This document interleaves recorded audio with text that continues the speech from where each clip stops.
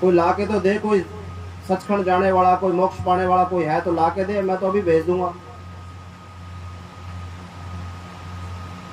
तो अब वो लिस्ट बनाने गया, भी देखता हूँ कौन कौन सचखंड जाने को तैयार है।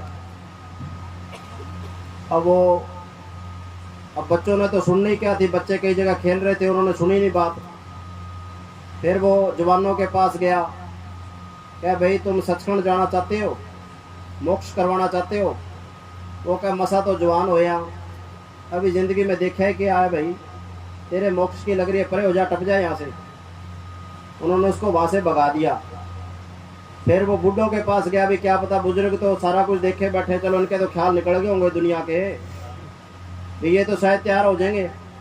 उनके पास गया, भाई तुम चलोगे, सचखंड जाना चाहते हो, मोक्ष पाना चाहते हो? वो क्या तेरे को जीते जागते अच्छे नहीं लगते के, तू हमने मारना चाहता है? ले जा तेरा सचखंड पर है, क्या तू हमारे पास ना आ क्या?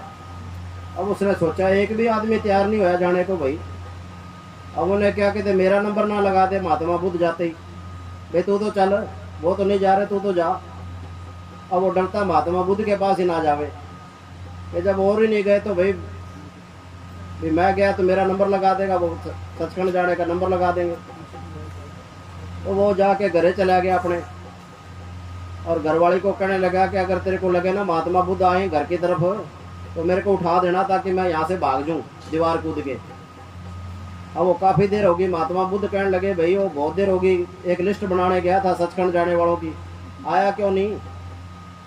तो जाके जब वो महात्मा बुद्ध कहने लगे चलो उसके घर ही चलते हैं, तो घर की तरफ जाने लगे, तो बीबी ने देखा भी महात्मा बुद्ध घर की तरफ आ रहे हैं।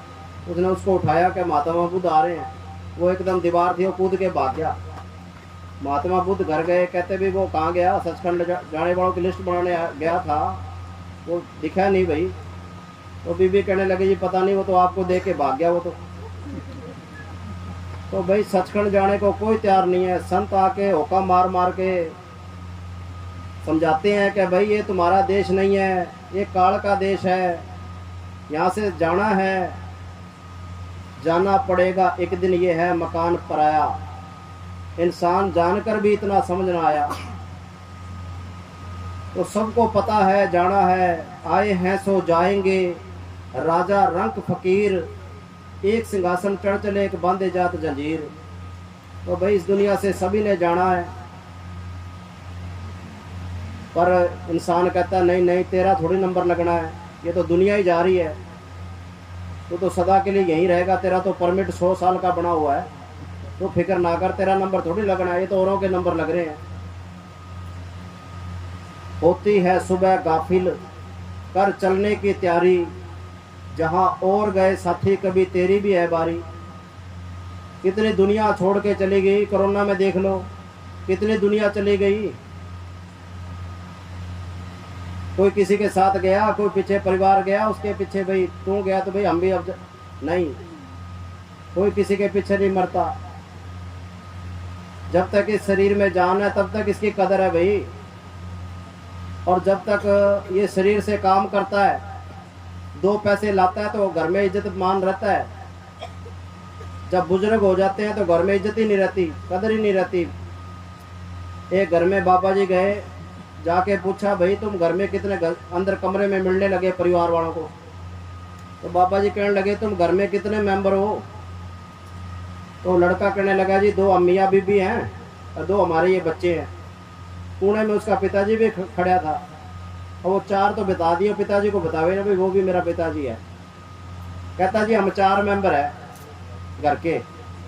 तो बाबा जी कहने लगा ये कौन है? कह जी मेरा पिताजी है।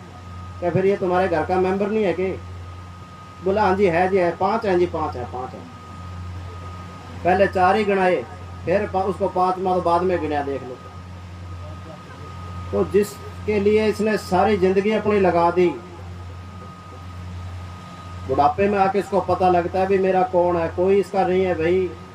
ये आंखें जब खुलती हैं जब बुढ़ापा आ जाता है। वहाँ डेरे में कई बार बाबा जी के पास बुजुर्गों को ले आते, बाबा जी कहते जी अब ये बुजुर्ग को आप रख लो, हमारे तो काम का नहीं है। जब तक काम का था तब तक तो डेरे आने नहीं दिया। क्या एक दिन जाया, दिन जाके वापस आ जा। और जब काम का नहीं रहा भी, अब तो इसकी सेवा करनी पड़ेगी, अब डेरे वालों को दे आओ, आप पे डेरे वाले संभालेंगे। जैसे दूध वाली गाय होती है ना, उसको सारे बांध के रखते हैं, उसकी सेवा करते हैं, उसके चारे का भी ख्याल रखते हैं, हर चीज़ का ख्याल रखते हैं। जब वो दूध देने से रह जाती है, फिर कहते हैं भाई अब तो ऐसे ही है, इसको ऐसे करो, अपना कहीं दूर छोड़ आओ या गौशाला में छोड़ आओ, क्यों अब इसने दूध तो देना नहीं, खाम खा बोझ है। तो इसको पता है रोज, और देखते भी हैं कि भाई दुनिया के अंदर बुढ़ापे में जाके इसकी कोई कदर इज्जत नहीं है, तो भाई अपना क्यों टाइम खराब करना। पर महाराज जी कहते हैं कि भाई अपना असली काम भी नहीं, अपना घर के काम काज भी नहीं छोड़ने, घर बार छोड़ दो, कह दे भी अब घर बार छोड़ के